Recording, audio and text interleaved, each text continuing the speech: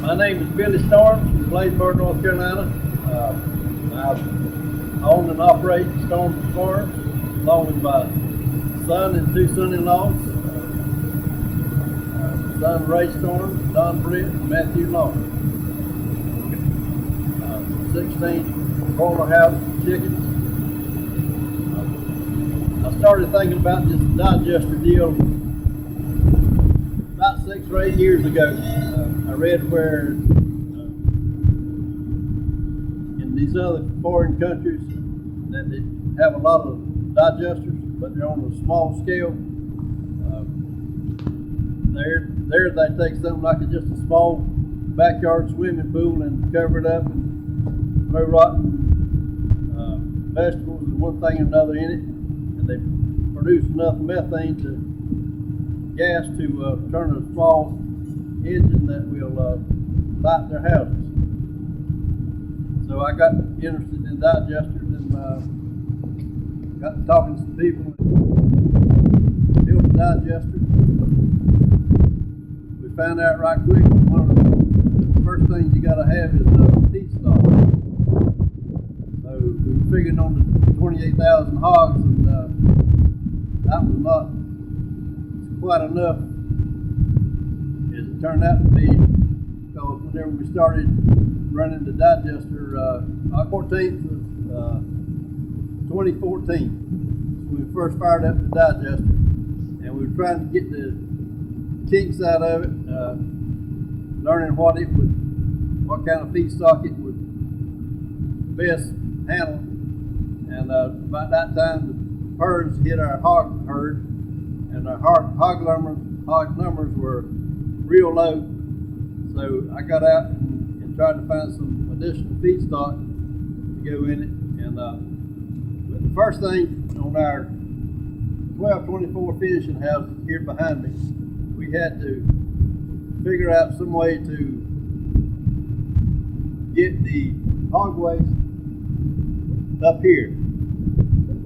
We visited a farm in Missouri and looked at a pumping system, but it wouldn't work around here, so we designed a scraper system that goes under the slats, scrapes the material to the back of the house into a holding tank, something similar to a septic tank. And then we come by with a vacuum truck, vacuum it out of the tank, and then we drive up here and deposit it in one of these tanks here behind me.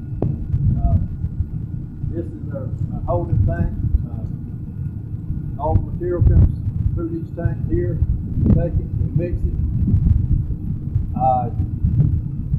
Take my mortality from my hogs and my chickens and run it through this grinder here on the end down here. Then it goes into the tank, mixes it up, and then we've got big pumps under this wooden floor here, and every hour it pumps about 2,400 gallons over here behind me. This digester holding tank over here.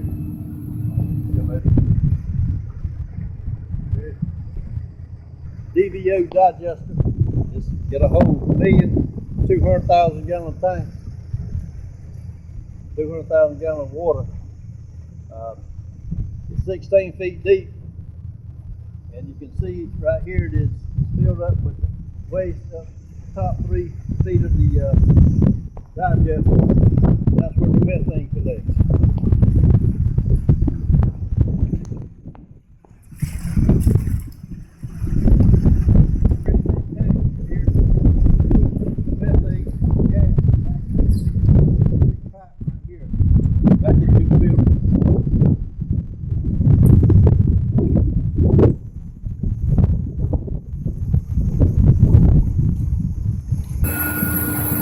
Comes through that yellow pipe in here, and then goes outside to that big white barrel out there. That's the scrubber. This thing there has got hydrogen sulfide in it. That takes the hydrogen sulfide out of the gas. Then it goes back into here.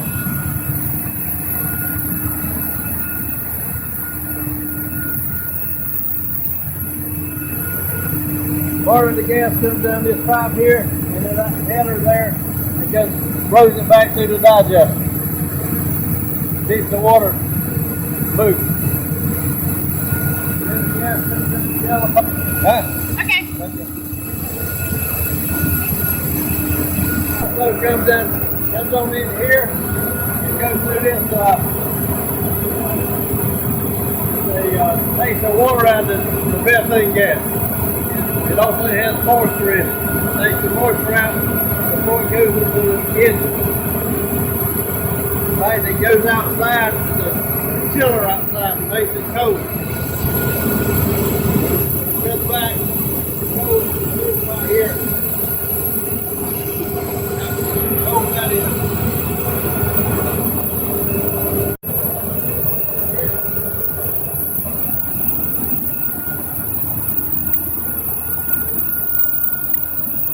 This is a 800 horsepower Garsco engine running off of methane, running a 600 kW generator. This here's the heat exchanger. In this tank up here, there's 180 degree water heated by the engine here. And that water keeps the temperature in the digester at about 101 degrees year round. That is, and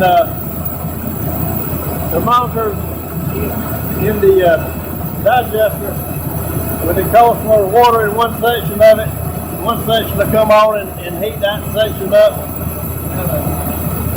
That way it keeps the digester at a constant temperature. It doesn't fluctuate. Here's the chiller. Chills the gas. This here are cooling fans for the engine. Okay. Do you want to say it? Oh, say it again. This is the exhaust pipe for the engine. This here is the control room. It controls everything. I don't know if you can pick it up or not, but it's doing 600 kW. It's pegged out right now, and that's all she'll do. That's what it's designed to do, 600 kW. And it's doing all she can do right there. And,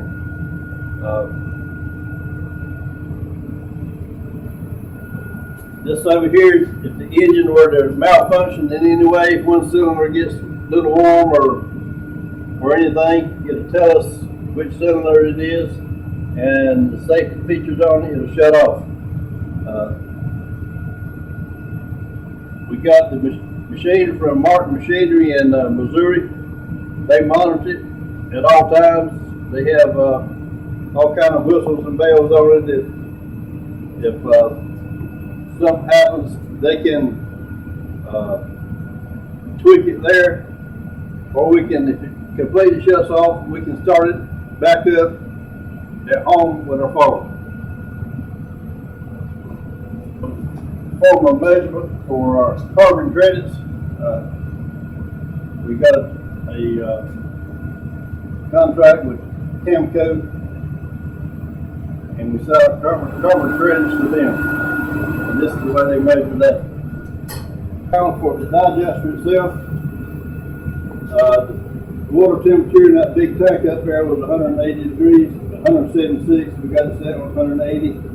And then the digester itself, we got it set on 102. And you see one zone's on 102 and the other's on 101 right now. So it's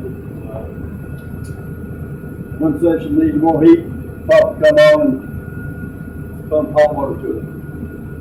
But that water just circulates, it doesn't mix with the fluid in the tank, with the hot waste. For the 3 tanks out front, all this is on timers. You can set any different way. Just have to find out what works best for you. It takes a little of a period of trolley there.